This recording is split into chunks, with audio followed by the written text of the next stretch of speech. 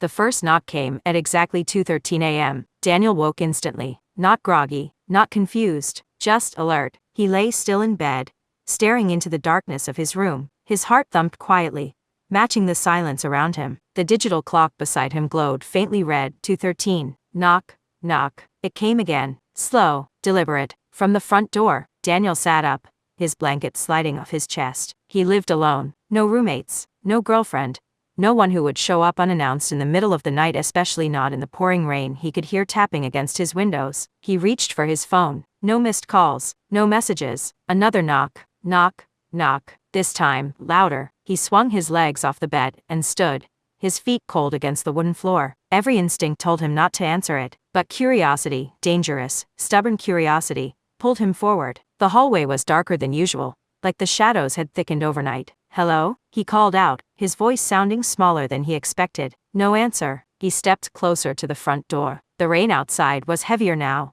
drumming against the roof like restless fingers. Daniel leaned toward the peephole and froze. There was someone standing there, a woman. Her back was turned to the door. She wasn't moving. Her long, wet hair clung to her shoulders, dripping slowly onto the welcome mat. She wore a pale dress, soaked through, hanging unnaturally still despite the storm. "Can I help you?"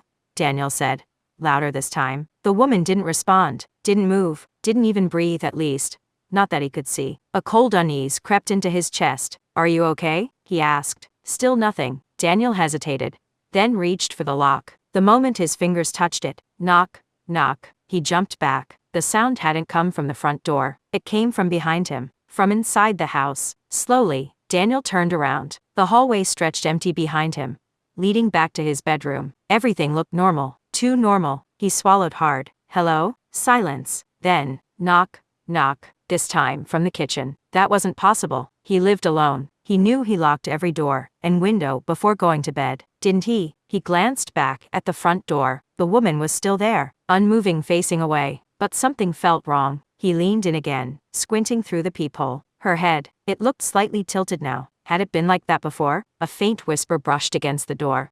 Daniel, his blood turned to ice. He hadn't told anyone he lived here, had he? Another knock echoed through the house, louder this time. Bang, bang, from the kitchen. Daniel stumbled backward, torn between the door in front of him and the unseen presence behind him. "Who's there?" he shouted. No answer, just the rain. And then, knock, knock, right behind him. Daniel spun around. The hallway was still empty, but now his bedroom door was open. He was sure he'd left it closed. A slow creak echoed as it drifted wider, inch by inch. Something inside the room shifted, a shadow, moving where no shadow should. Daniel's breathing became shallow. "This isn't real," he whispered. "This isn't real." Behind him, the front door handle rattled violently. He flinched. The woman outside. She was trying to get in. "Daniel." The whisper came again, closer now. But it wasn't coming from the door. It was coming from inside the house, from the bedroom. Another knock, knock, knock, right next to his ear. Daniel screamed and staggered back, slamming against the front door. The rattling stopped instantly. Silence flooded the house. For a moment,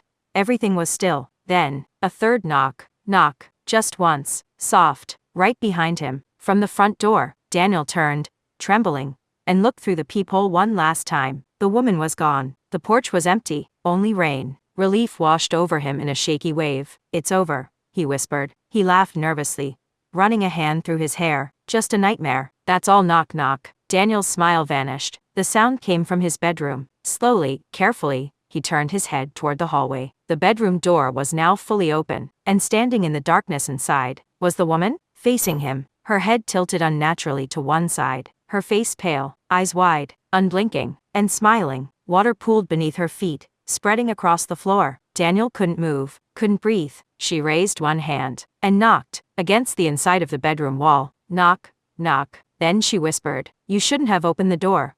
The lights went out, and the knocking didn't stop.